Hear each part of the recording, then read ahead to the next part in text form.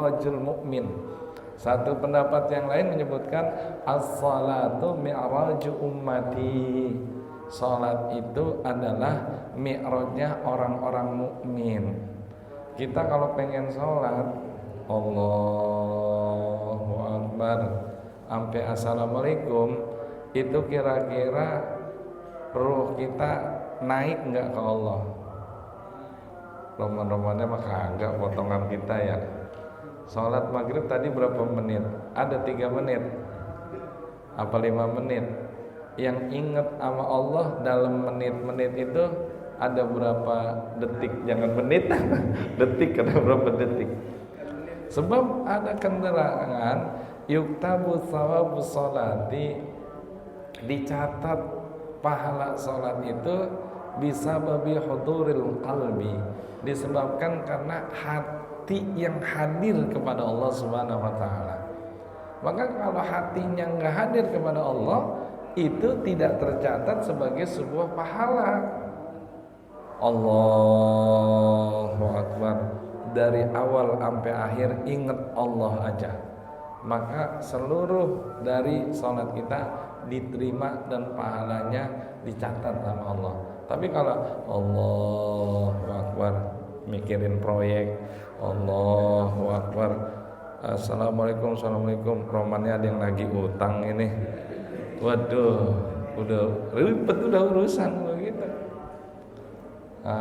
Maka di antara seorang ulama yang bernama Hatim Al-Atham, kalau pengen sholat kita hudurul qalbi, hadir kepada Allah, diawali dengan wudu yang benar dulu. Habis wudunya benar, ngebasuhnya juga yang benar. Dalam basuhannya itu tanggalkan semua urusan-urusan dunia, dan seolah-olah habis sholat kita meninggal. Nah, itu yang dikasih cara oleh Imam Hatim Al-Atham, diantaranya seperti itu. Lalu yang kedua, jamaah, Nabi itu memiliki ketinggian wa bisyadati ala jami'il bashar. Nabi memiliki ketinggian, mendapatkan gelar Sayyidul Insi wal Bashar, Sayyidul Anbiya'i wal Mursalin. Sayyid itu artinya penghulu. Penghulu itu artinya orang yang memiliki derajat. Sayyid, tuan. Rasulullah memiliki derajat kepada insi wal jin, manusia dan jin. Pada prinsipnya Rasulullah diutus rahmatan lil alamin. Wa ma arsalnaka illa rahmatan lil alamin. Tidaklah aku utus engkau ai Muhammad kecuali untuk alam semesta ini. Tapi di antara alam itu ada yang kena taklif, beban untuk menjalankan syariat agama, yaitu jin sama manusia. Jin sholat nggak? Sholat. Manusia sholat nggak? Sholat. Jin pergi haji nggak? Pergi haji. Manusia pergi haji nggak? Pergi haji. Jin puasa nggak? Puasa. Manusia puasa nggak? Puasa. Sebab di ayat yang lain Allah memfirmankan, wa ma khalaqtul jinna wal insa illa liya'budun. Tidaklah aku ciptakan jin dan manusia kecuali untuk menyembah kepadaku. Jadi Bapak Ibu jamaah sekalian, Nabi itu adalah tuan, penghulu di antara seluruh manusia dan seluruh jin yang ada di dunia ini. Itu yang lain gak punya gelar itu, dan tidak diutus untuk seluruh alam, enggak, lokal. Nabi Musa hanya untuk Bani Israel, nabi-nabi yang lain untuk Nabi Ibrahim, untuk bangsa Arya. Tapi Nabi Muhammad rahmatan lil alamin, seluruh alam semesta tanpa terkecuali. Makanya ketika Nabi pernah tuh keterangan Isra dan Mi'raj, Nabi Muhammad SAW, Masya Allah orangnya. Ada seorang ulama namanya Abdul Qudus, beliau mengomentari Rasulullah sallallahu alaihi wasallam diberangkatkan oleh Allah dari Masjidil Haram ke Masjidil Aqsa, lalu dimi'rajkan, naik dari Masjidil Haram sampai ke Sidratil Muntaha, lalu dia bertemu dengan Allah Subhanahu wa taala. Seandainya saya diberikan kesempatan seperti Rasulullah sallallahu alaihi wasallam, jangan harap saya turun lagi. Bapak dikasih kesempatan ketemu Allah, kira-kira turun lagi apa kagak ke dunia? Lah Ustaz, jadi anggota dewan DPR MPR aja kagak mau turun, apalagi ketemu Allah. Lah benar begitu ya? Iya. Ini ketemu zat yang maha. Nabi sayang umatnya masih turun lagi.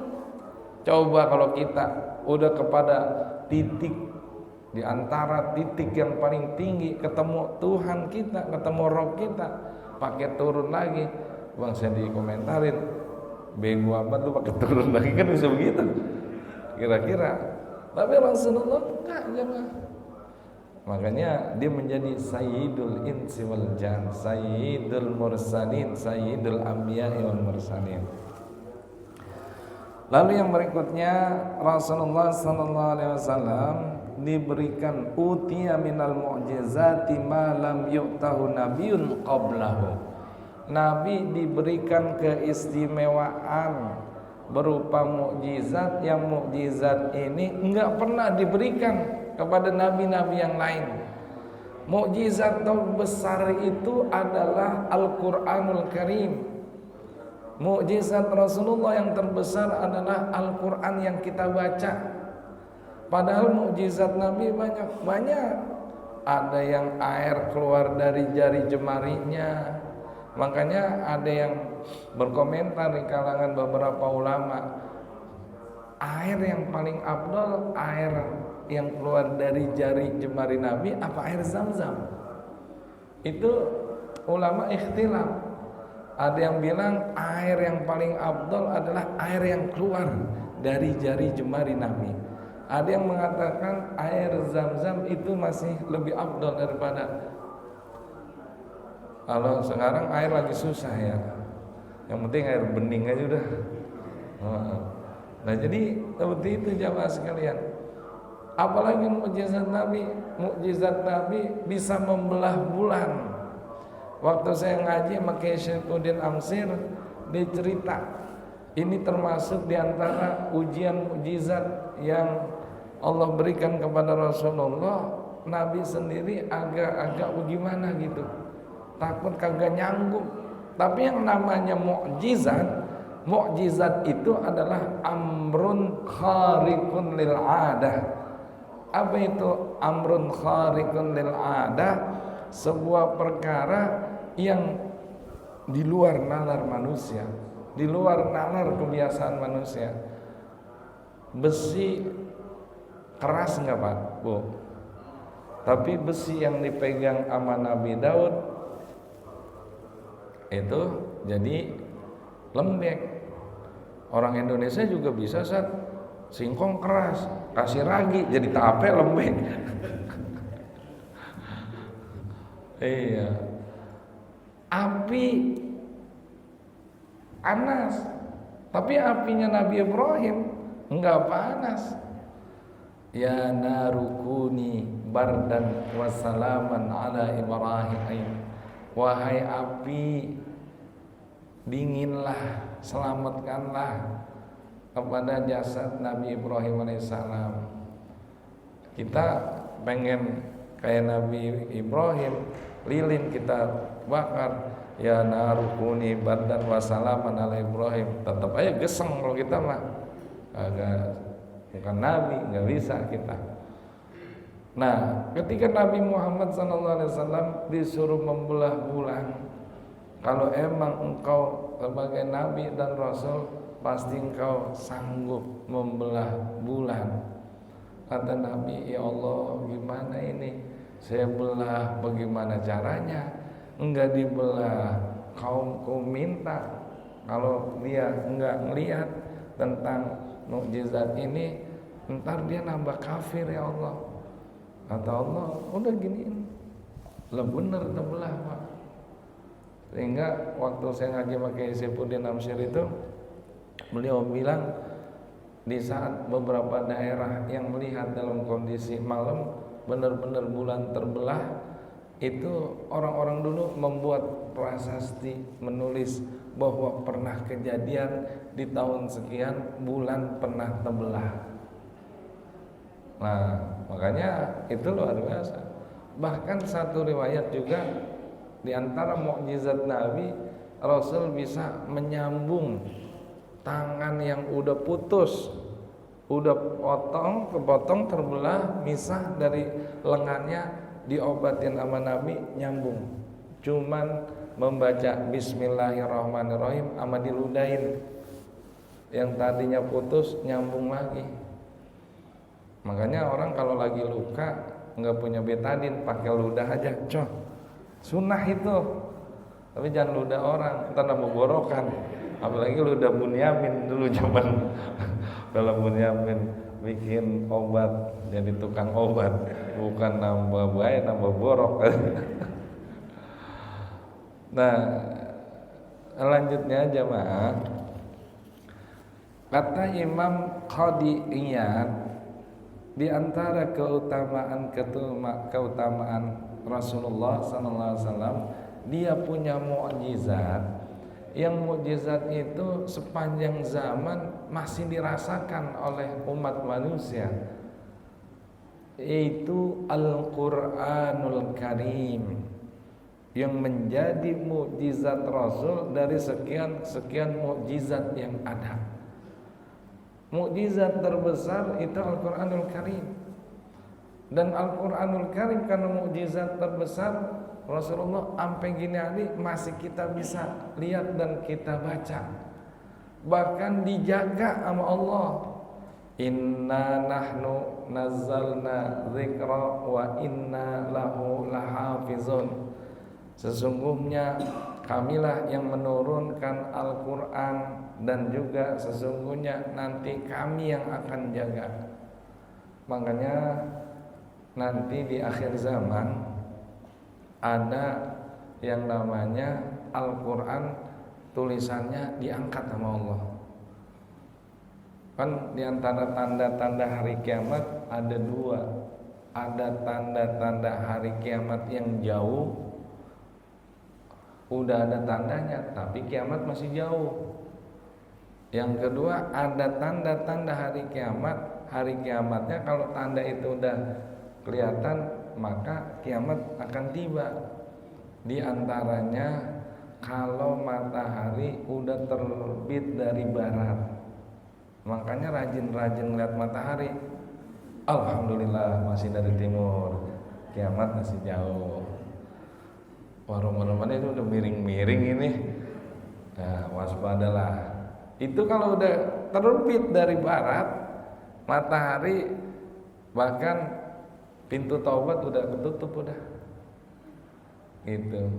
Ada di akhir zaman, tahu-tahu matahari terbit dari barat, udah pintu taubat tutup. Di antara pintu taubat ditutup, satu lagi sakaratul maut, dua matahari terbit dari barat. Yang kedua, jemaah, di antara tanda-tanda hari kiamat yang terdekat, Quran udah kagak ada tulisannya. Kita lagi mau baca Quran, ya Allah kagak ada tulisannya, udah diangkat sama Allah. Itu langsung nanti terjadi hari kiamat. Beda dengan yang cetakannya pakai salah. Ini Quran kagak ada tulisannya, loh mau kiamat kali. Enggak taunya orang tukang cetaknya lupa.